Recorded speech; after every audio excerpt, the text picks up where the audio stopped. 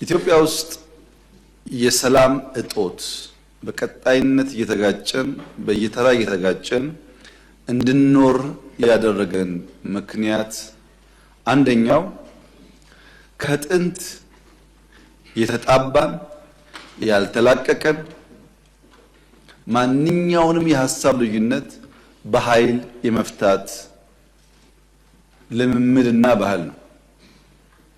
ባልና ሚስት ሲቀያየሙ በኃይል፣ አባትና ልጅ ሲቀያየሙ በኃይል፣ ጎረቤት ሲቀያየም በኃይል፣ የፖለቲካ ሰዎች ሲቀያየሙ በኃይል ችግር መፍታት፣ ንግግር አለማስቀደም፣ ይሄ አንዱ ከጥንት የተጣባን በሽታ ነው።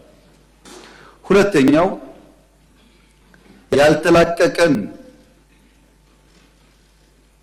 ላለፉት 100 ምናምን ዓመታት በሞደርን የኢትዮጵያ ታሪክ ውስጥ በየዘመናት ከኛ ጋር የተጓዘው ደግሞ የባንዳነት አመል ነው። በአድዋ ስንዋጋም በሌሎቹም ጊዜያቶች ያልተላቀቀን የባንዳነት አመል ነው። በእርግጥ ባንዳነት ያቆስላል እንጂ አይገልም።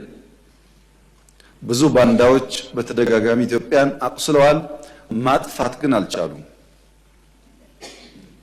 ሶስተኛው ችግር የጠላቶቻችን ዘመን የማይሽረው ጊዜ የማይገታው ያልተቋረጠ ስጋት ኢትዮጵያ ያደገች ለታ ኢትዮጵያ ስትበለጽግ ኢትዮጵያ ሀያል ጀግና ሕዝብ ያላት ሀገር ቀና ካለች ችግር ነውና ሳትነሳ እዛ እናስቀራት የሚለው የአንድ ዘመን አይደለም፣ ያልተቋረጠ ስጋትና ኢንቨስትመንት